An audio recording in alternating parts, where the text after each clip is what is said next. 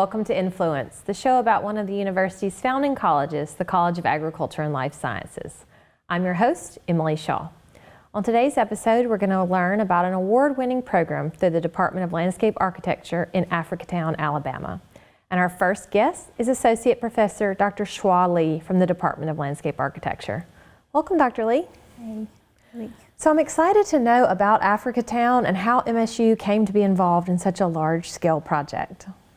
Well, this project actually started with another project in 2017. Okay. We were contacted by the National Park Service, the field office, and they want to see that if there is a possibility for collaboration in help with the community in Mississippi. That was Eden Village in Yazoo County.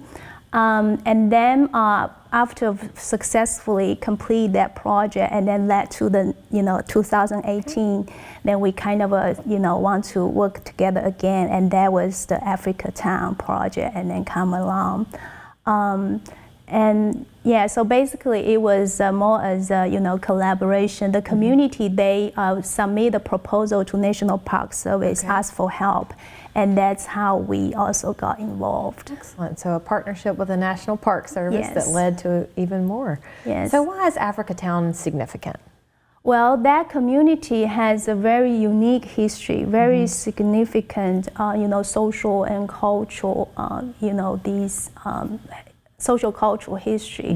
The Africatown was probably the only community that was built and was built and lived by African American. It was started in these the community was settled by these 110 these African captive, and that was brought to United States by a ship called Clotilda in the 1800s. And because at that time the Atlantic slave trade was already been banned, so that was deemed as illegal. That's why these people has remained in the land and then build their own community. So it has this very significant history, and also this shipwreck of Clotilda, this archaeological finding of the remains, and that brought lots of publicity to the community. But the community was so struggled with lots of environmental and social problems. There has these huge health issues because of the industry pollution and social fragmentation, etc. So that's why we feel that it's really a project with great significance, and then the student will benefit a lot from working with the community. What were the goals of the project? The goals of the project, of course, it's a service learning project. So the main goal is really for the student education. Student that through the course, actually we have two courses involved in the project. One is the undergraduate design studio. That was a design studio 4. And then the other is the graduate level design studio, graduate design studio 2. So 2 class of students, they kind of work together to involve with that project. The main goal is really education, service learning for the student to involve with a real world project, and then to learn how to really design for a real community with the real issues. But of course, another aspect is the community will benefit a lot from students' work. They can use the students' work for applying for funding, and then also create a vision for what the community could be in the future. So you utilize more than one student team. Can you tell us about that?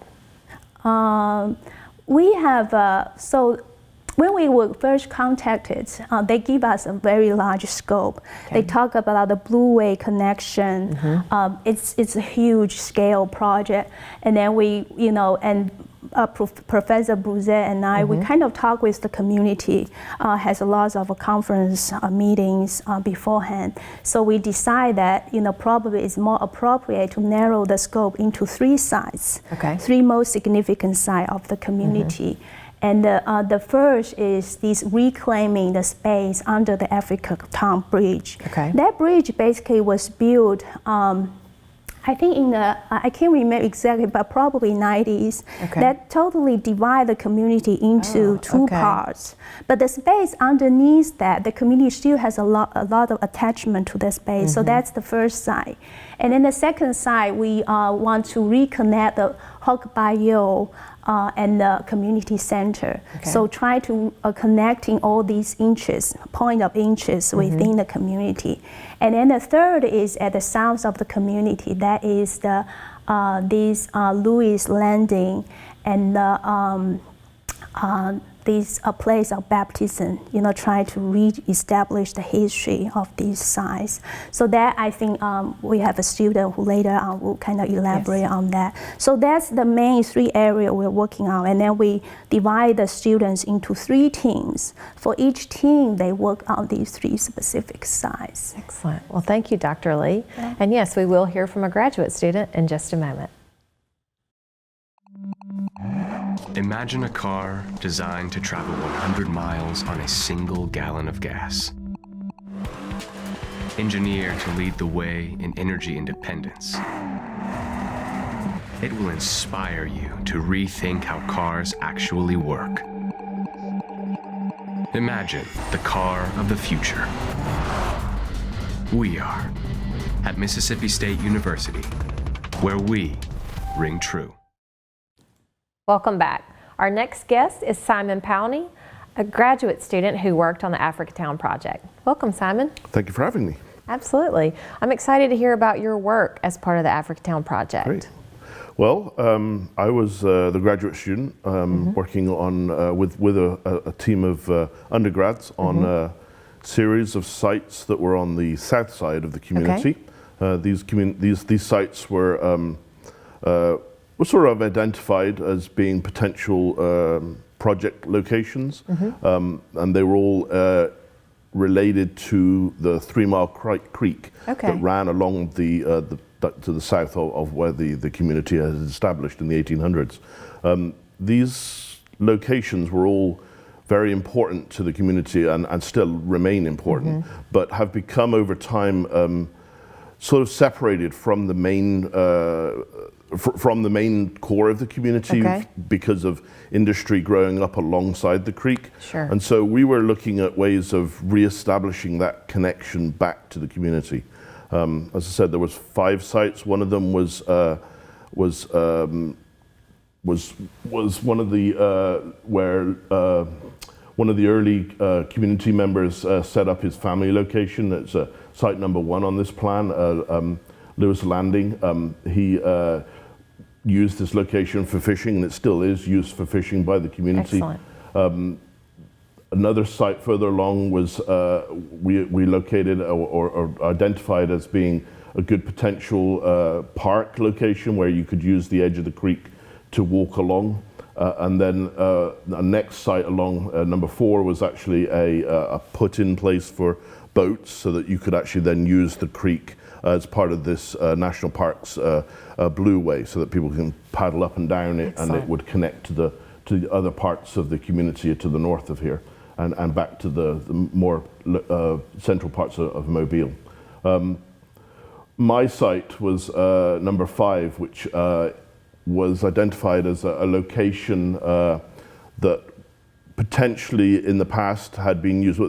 In talking with the community members there, they had pointed out that the creek down there was used a lot by the churches in the early days before they had established church buildings for baptismals. Excellent. So the community on Sundays would go down to the creek and perform baptismals in inlets of the creek. And so we are picking up on that idea by using an old railroad line that's now been abandoned to reconnect back to this core of the community, or back to where the church areas were, and reconnecting that back down to the creek.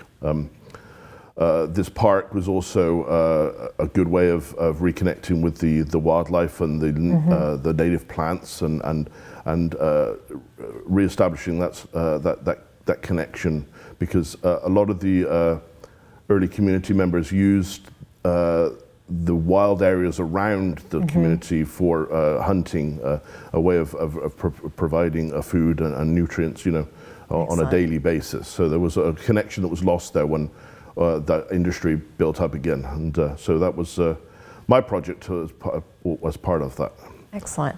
I believe we have some drawings from your Yeah, project yeah. that show some of your ideas for the area. Okay. Tell us about the poles. Yeah, these are I call them totem poles, but they're really reclaimed logs that floated down the Mobile River. There are 110 of them. So Dr. Lee had talked about the Clotilda, which was what established this community when the slaves were brought to here and released, because they weren't allowed to be slaves. Slavery had already been abolished at that point. The community set up in this area, and so these totem poles represent the 110 people that were on that ship. These totem poles are at the very start of my park. Okay. So you would walk through these. So this is connecting you with the community and establishing that these represent the people that lived here at that time. And then there's a trail then that runs all the way from there down through this abandoned railroad line, all the way down to the creek, down through some wildlife wetland areas. Some educational signs would be established along there so that you can talk to visiting school kids about the history of the area and why this was important, why this community is very important.